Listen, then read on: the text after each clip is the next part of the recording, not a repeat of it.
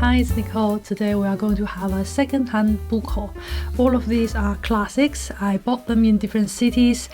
Most of them are from Carlisle in the northwest of England. If you're interested, please watch my holiday vlog.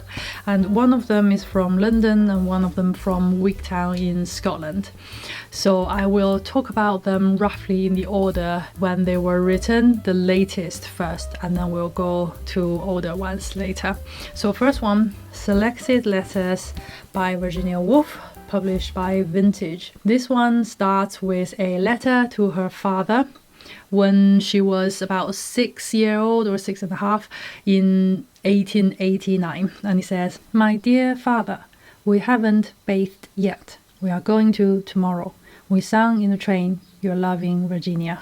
And it ends with a letter to her husband in 1941, just before she drowned herself in the river. He says, "Dearest, I want to tell you that you have given me complete happiness. No one could have done more than you have done. Please believe that. But I know that I shall never get over this, and I am wasting your life. It is this madness. Nothing anyone says can persuade me. You can work, and you will be much better without me. You see, I can't write this even, which shows I am right. All I want to say is that until this disease came on, we were perfectly happy. It was all due to you. No one could have been so good as you have been, from the very first day till now. Everyone knows that. V." You will find Roger's letters to the Morans in the writing table drawer in the lodge. Will you destroy all my papers? He also includes a lot of letters from Virginia Woolf to her sister Vanessa, even more letters to Vita Sackville West. There was a letter to Thomas Hardy. She thanked him for a poem he wrote to her father, and she showed her admiration for his magnificent work, in particular for your last volume of poems, which to me, at any rate, is the most remarkable book to appear in my lifetime. And there was a witty invite to T.S. Eliot for tea, and another one addressing T.S. Eliot as Tom. I never knew T.S. Eliot was a Tom. And she said, "Yes," I murmured, "I am Mrs. Woolf at Ottoline's funeral." Then in a bold, loud voice, "But I represent T.S. Eliot, the proudest moment of my life, passing, alas, like spring flowers."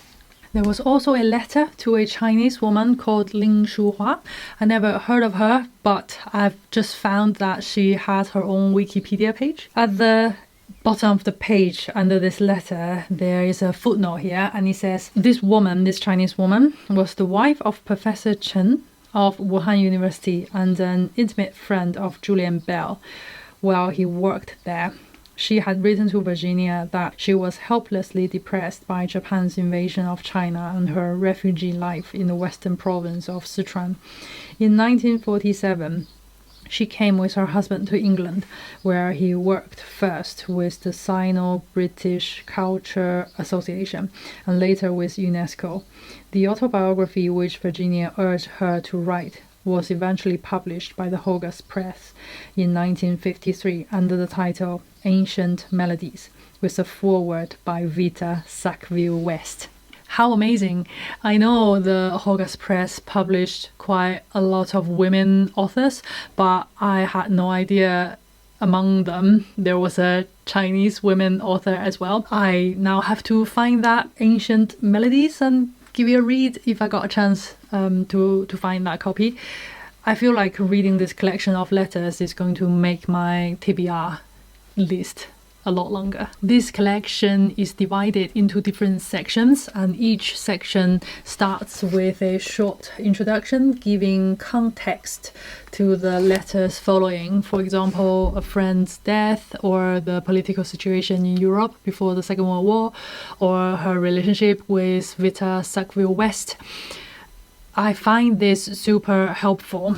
I tried to read a collection of letters by Jane Austen not long ago, but failed because I found it really difficult to keep track of what stages of life she was in while she wrote those letters. So I was a bit lost. And at the time, my conclusion was that it would be better if I read a biography of Jane Austen and her letters side by side. So I think these introductions will do the job perfectly. There was at least one letter to E.M. Forster in this collection. Virginia Woolf reviewed E.M. Forster's aspects of the novel, and that started an argument between them about the importance of life in fiction and art. I didn't know that letter was included in this collection until today, but I was delighted to discover that because I also found aspects of the novel. This was first published in 1927. This is the Penguin Classic edition. This collection of essays were first given as a series of lectures at Cambridge University. I'll read the blurb at the back for you. Aspects of the novel is Forster's analysis of this great literal form. Here he rejects the historical view of criticism that considers writers in terms of the period in which they wrote, and instead asks us to imagine the great novelists that work together in a circular room. He discusses aspects of people, plot, fantasy, and rhythm, making illuminating comparisons between such novelists as Prose and James, Dickens and Thackeray, Eliot and Dostoevsky, the features shared by their books and the ways in which they differ. Written in a wonderful, engaging and conversational manner, this penetrating work of criticism is full of Forster's habitual irreverence, wit and wisdom. I am most interested in finding out how he compares and contrasts those authors, especially at this stage of my Reading Oxford project. I've read 4 out of the 6 authors already. So when he talks about, for example, James and Dickens and Thackeray and Eliot, at least I know a little bit what their novels are like. And I guess this will push me on to read more French literature and Russian literature. The next one is Selected Prose by Charles Lamb. Charles Lamb is one of the literary figures around Wordsworth's time. These essays were written from about 1810s to 1830s. I heard of Charles Lamb many times from many different books and podcasts, but the one that intrigued me most was a novel, The Guernsey Literary and Potato Peel Pie Society. Charles Lamb and his essays were the very reason our 2 main characters got to know each other at the beginning, and Charles Lamb featured throughout the novel. So Dorsey, he is one of our main characters, wrote to Juliet at the end of Second World War from Guernsey Island, asking her where he could find more books by Charles Lamb. And I'm going to read a little from the novel because that really explains why I'm so interested in Charles Lamb and why I found him such a fascinating character. This is Dorsey writing to Juliet. The novel is written in letter forms, in a series of letters. My name is Dorsey Adams, and I live on my farm in St. Martin's Parish, Guernsey. I know of you because I have an old book that once belonged to you, the Selected Essays of Elia, by an author whose name in real life was Charles Lamb. Your name and address were written inside the front cover. I will speak plain. I love Charles Lamb. My own book says selected, so I wondered if that meant he had written other things to choose from. These are the pieces I want to read, and though the Germans are gone now, there aren't any bookshops left in Guernsey. I want to ask a kindness of you. Could you send me the name and address of a bookshop in London? I would like to order more of Charles Lamb's writings by post.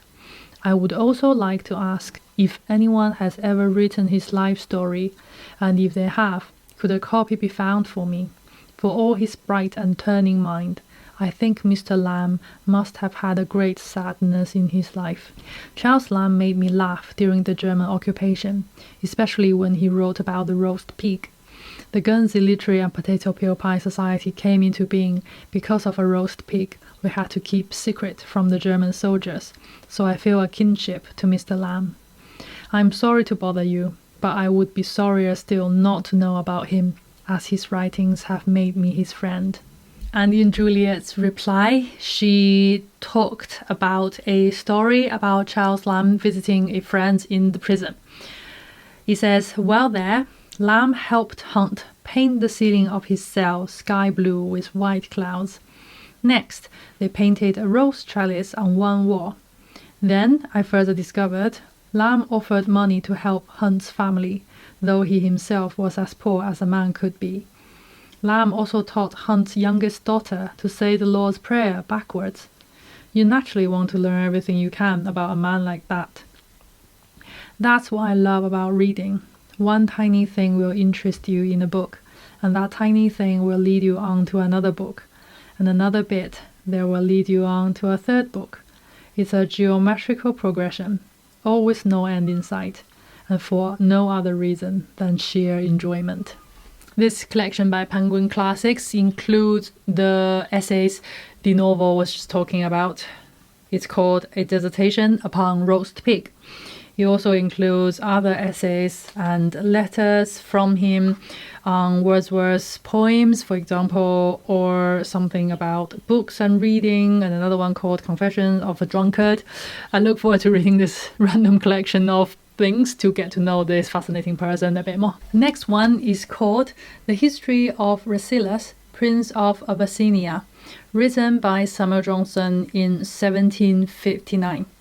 In the introduction, it says, in 1759, Johnson wrote Rasselas, reportedly completing the work in the evenings of one single week, so as to raise money to cover his mother's funeral expenses and debts. I don't know much about this at all, apart from this is a fiction written in prose. I will read the blurb at the back. Rasselas, Prince of Abyssinia, feels trapped by his trouble-free life in the Happy Valley, a place of peace and luxury. When he encounters the much-traveled philosopher Imlac, he decides they should escape through the mountains to the country beyond, where he can experience the full range of human emotions. Joined by his sister and her attendant, they journey to Egypt, where they search for the true meaning of happiness by studying the lives of the people they meet, wryly exploring the human condition and mankind's stoical capacity for hope. The history of Rasselas questions whether it is possible for man to make a choice to ensure lasting happiness, the choice of life. I read that Johnson was a Christian, so I am very interested to his conclusion to that question. Last one, Moll, Flanders by Daniel Defoe. This was published in 1722. What I love most is this title page. I'll show you. Can you see that? It says, the fortunes and misfortunes of the famous Moll Flanders, etc., who was born in Newgate, and during a life of continued variety for 60 years, besides her childhood, was 12 years a whore, 5 times a wife, whereof once to her own brother, 12 years a thief, 8 years a transported felon, that means criminal, in Virginia, at last grew rich, lived honest, and died a penitent, written from her own memorandums. Not sure if this was just Defoe or if this was the common practice, but to put a spoiler right on the title page. But what a spoiler! It just makes me want to read the novel even more. 2022 is the 300-year anniversary of both Moll Flanders and A Journey of the Plague Year. I've read A Journey of the Plague Year earlier this year already, so I'd like to read Moll Flanders this year as well.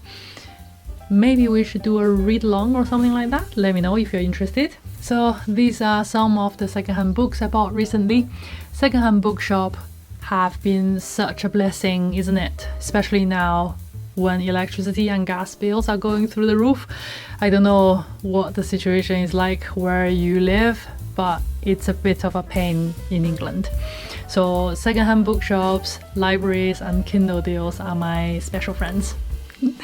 Also a little bit of an update on my reading this month. I started reading On Earth We Are Briefly Gorgeous already, But I didn't notice this. My library ebook expired this morning and I didn't realize, so I lost it. And I have to wait for another week or so to get it back. So I'm 3/4 way in. So I have to wait for a week before I can read the last bit. The ending is slightly sad. If you are new here or if you just subscribed recently, thank you very much for all your likes and thank you for all the comments and thank you for watching. It's really lovely to have you here. It's really lovely meeting you. And also all the good friends from BookTube, thank you for your support and all your love. I really appreciate it. So that's all for today. Thank you for watching. I'll see you in my next one.